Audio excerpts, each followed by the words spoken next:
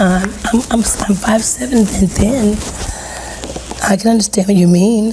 Whitney Houston was found dead in a hotel. On February 11th, 2012, the Los Angeles County coroner listed drowning as Whitney Houston's cause of death, with heart disease and recent cocaine use as significant contributors, and several prescription medications present. That is the starting point. In the next few minutes, we will reconstruct the final day, test the most common claims against the record, explain how the medical findings fit together, and show why the investigation closed without criminal charges. The official finding matters because it anchors the discussion in evidence rather than in reactions that followed the news. Drowning tells you the mechanism. Atherosclerotic heart disease tells you there was long-term damage to the coronary arteries that supply blood to the heart muscle. Recent cocaine use tells you there was a stimulant on board that raises heart rate and blood pressure and can destabilize rhythm.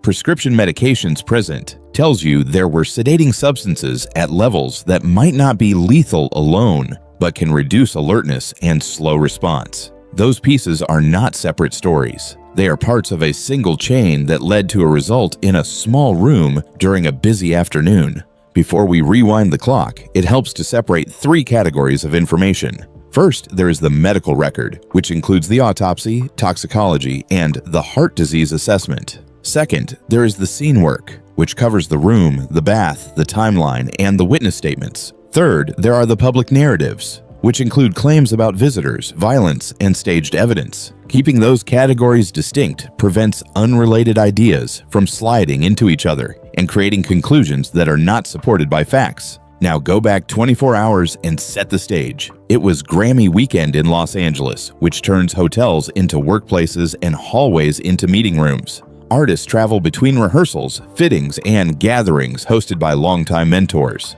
Whitney Houston checked into the Beverly Hilton, a venue that hosts high-profile industry events every award season. In the days leading to Saturday, she met with people she had known for years, prepared for appearances, and moved between private time and public plans like any veteran performer in town for a major week. Saturday, February 11th, followed a familiar pattern for event days. Phone calls confirmed details. Stylists and assistants coordinated clothing, hair, and makeup.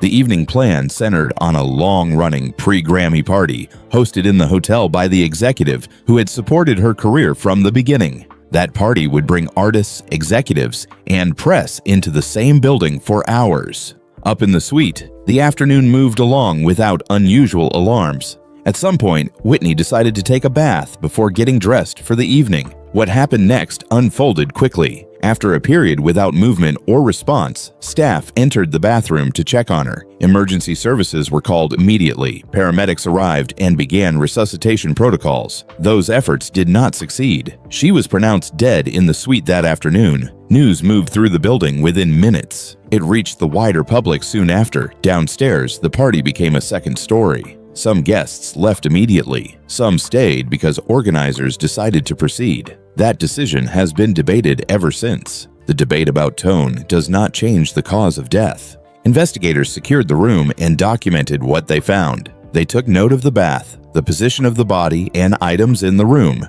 They recorded statements from people who had contact with her that day. They checked doors, hallways, and hotel procedures. They did not find signs of forced entry or a struggle. They did not collect physical evidence of an assault. They did not develop credible information that a person entered, harmed her, and left undetected in the window of time between the last check-in and the 911 call. The physical scene looked like an accidental drowning in the context of significant medical risk factors. Toxicology explained the environment inside the body. Cocaine metabolites confirmed recent use. The autopsy documented atherosclerosis, which is a narrowing and stiffening of arteries. Prescription medications included substances commonly used for anxiety, sleep, or muscle tension. The measured levels fell within ranges that many patients reach under routine medical care. None of those sedating drugs, standing alone, appeared at a dose normally associated with immediate death. Together with heart disease and a stimulant, they created conditions in which awareness, balance, and reflexes can fail at the wrong moment.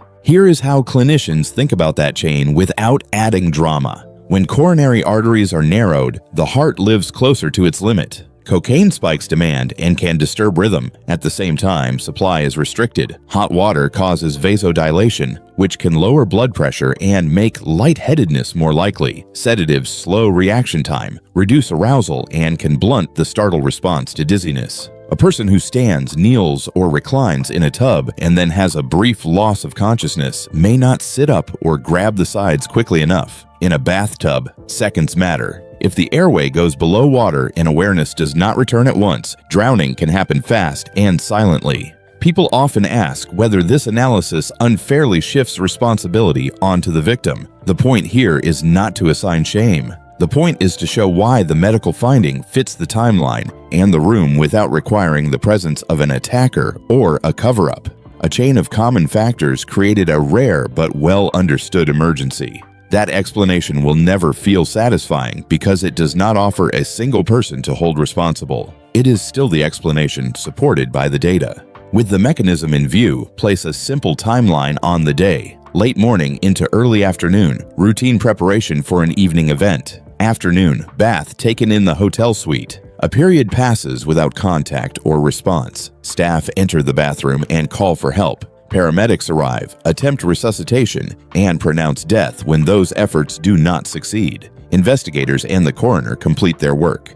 The report lists drowning as the immediate cause, with heart disease and recent cocaine use as significant contributors. And with several prescription medications noted, there is no physical evidence of criminal activity in the suite. The case is closed as an accident. Now address the three claims that continue to circulate. The first claim says a hidden visitor entered and left without detection and that this person was responsible for the death. Investigators reviewed access points, interviewed people on the relevant floors, and did not find credible support for that claim. The suite operated like most event week suites, with staff and known visitors moving in predictable ways at predictable times. The interval between last contact and discovery was short. There were no clear signs that a stranger had concealed themselves in the suite, committed a crime, and escaped without notice. This claim survives mainly because it offers a clean villain, not because it matches the documentation. The second claim says violence occurred in the room and that the signs were missed or ignored. The autopsy did not show injuries consistent with an assault leading to death that afternoon.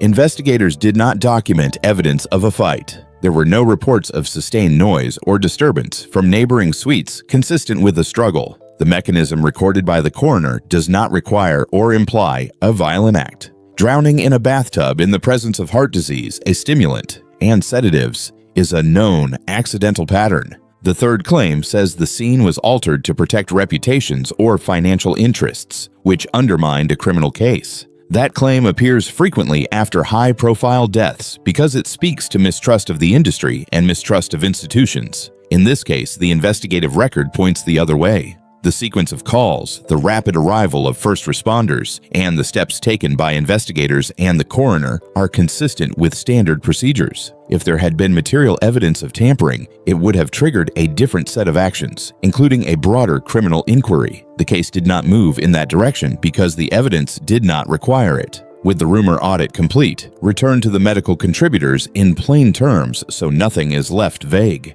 Atherosclerotic heart disease means cholesterol plaques and arterial changes that narrow the passage for blood. Narrow passages increase the chance that demand will exceed supply during stress. Cocaine raises demand sharply, can provoke arrhythmias, and can constrict vessels in ways that further reduce supply. Sedating prescription medications, even at therapeutic levels, can slow a person's ability to recover from a head rush, a sudden drop in blood pressure, or a brief loss of balance. Hot baths lower blood pressure. The combination explains why a bathtub can be a dangerous environment for someone with these risk factors, even if everything looks calm when the door closes. This is also the right place to address a different kind of claim, which says that because she had worked under pressure for years, she could not have been at risk from a routine bath. Experience does not remove the medical risk created by anatomy, chemistry, and temperature. Elite performers withstand stress because they train to deliver consistent results in public.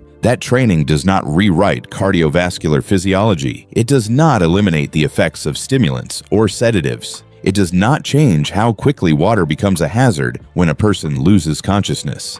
Public anger about the party downstairs has fueled years of suspicion. It is understandable that people expected immediate cancellation. Some organizers chose to proceed with tributes and acknowledgments built into the program. Others considered that choice insensitive or inappropriate. That argument belongs to the realm of ethics and optics, not to the cause of death analysis. You can disapprove of how the event was handled and still accept that the medical finding is correct. Those two ideas are not mutually exclusive. There is another reason the conclusion remains unpopular. The size of Whitney Houston's career creates an expectation that every part of her life should be larger than life, including the ending.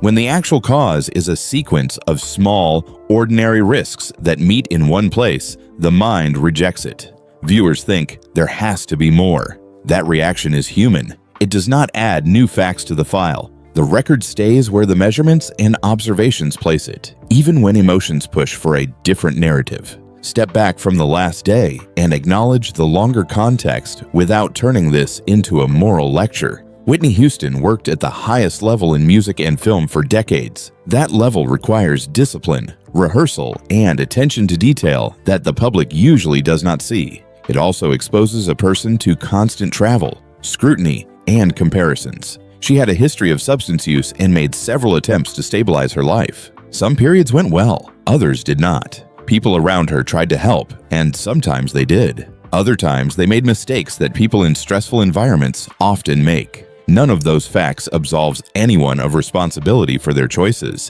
and none of them converts the 2012 death into a crime scene when the evidence says otherwise. If you work in entertainment or in any field that runs on deadlines and travel, there are direct lessons to take from this case. Build wellness checks into event days and make them non-negotiable. Treat hot baths, saunas, and hot tubs as higher-risk settings whenever sedatives are present or when a person has known cardiac disease. Encourage honest medication reviews with clinicians before high-pressure weeks, including a focus on interactions that reduce alertness or raise heart rate. Train teams to use simple, direct language for concern phrases that trigger a pause and a check rather than an argument. Designate one person who can stop the clock for safety without having to argue with multiple gatekeepers. Those steps will not control every variable, and no plan can promise a specific outcome. They do change probabilities in the right direction. They also respect the reality of how hotels operate during major events. Suites are busy. People come and go. A guest can be alone for a short window without anyone assuming an emergency. A safety plan that ignores those facts will fail the moment real life begins. Here is a short set of clarifications that address details people often misread in this case. The toxicology note about cocaine refers to metabolites that show recent exposure. It does not mean a massive overdose happened in the room, and it does not change the finding that drowning was the mechanism. The mention of prescription drugs does not imply illegal use. Many were common medications at therapeutic levels, but together they can blunt reflexes and slow awareness at the wrong time. Drowning in a bath can be silent and fast. There is no guarantee of splashing or loud calls for help, especially if a person loses consciousness without warning. Questions about why no one was in the bathroom with her overlook privacy norms and hotel routines. People close by may assume a guest is bathing or dressing and wait for a knock or a call rather than enter uninvited. Speculation about water temperature misses the point. The exact degree does not need to be extreme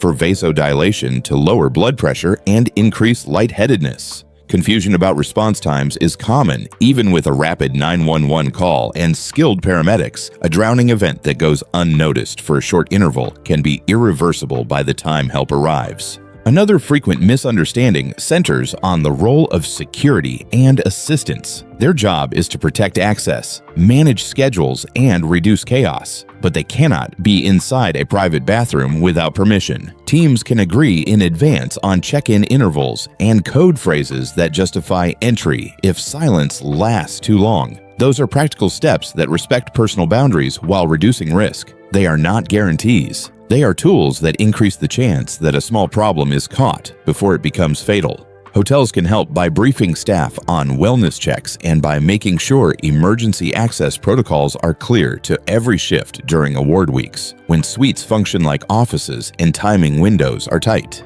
We should also separate judgment from prevention. Some people hear the medical contributors and turn the case into a moral verdict. That approach does not help the next person who will face the same set of risks in a different city next month. A better approach is direct and boring. Review prescriptions, avoid mixing sedatives with hot baths or alcohol, assign a friend to check during the exact minutes when bathing or sauna use is planned, and make it simple for a team member to insist on a pause without being overruled by schedule pressure. None of this work is glamorous. All of it saves time, money, and lives when it matters. Another area that deserves attention is how friends, colleagues, and the public talk about addiction after a loss.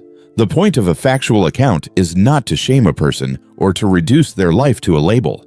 The point is to understand risk so similar chains can be interrupted for someone else. When people replace the medical explanation with a rumor that promises a villain, they lose the chance to focus on practical changes that would help the next person. The story becomes a loop that never closes, which is exactly what prevention efforts cannot afford. We should also consider the way another tragedy in the family altered public perception. When a later loss echoed certain surface details, many people linked the events and decided that the first case must have involved hidden misconduct. That is a natural response to patterns, even when the circumstances are not identical. It does not change what investigators recorded in 2012. Linking separate events by emotion does not retroactively introduce new evidence into the earlier file.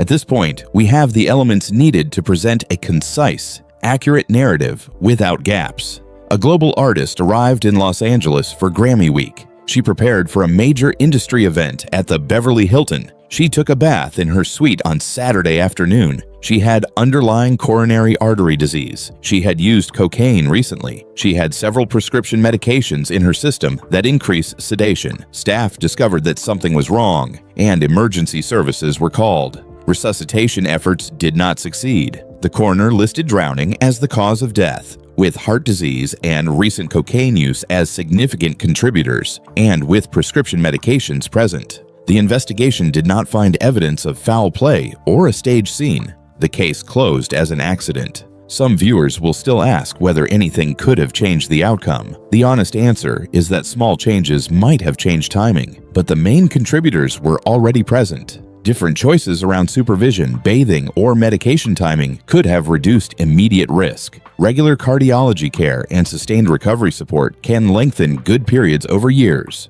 None of those points reverses a result once an event is underway in a locked bathroom. These are prevention lessons for future days, not retroactive fixes for that afternoon. It is also worth spelling out what the official conclusion does not say. It does not say that pressure and fame played no role in her life. It does not say that every decision made by people around her was correct. It does not say that public anger about the event night optics is misplaced. It says that the cause of death in 2012 was accidental drowning in a context shaped by cardiovascular disease, recent stimulant use, and sedating medications. That statement is not designed to soothe anyone. It is designed to be accurate. When you strip away rumor and focus on the file, the case moves like many accidental deaths that happen without cameras.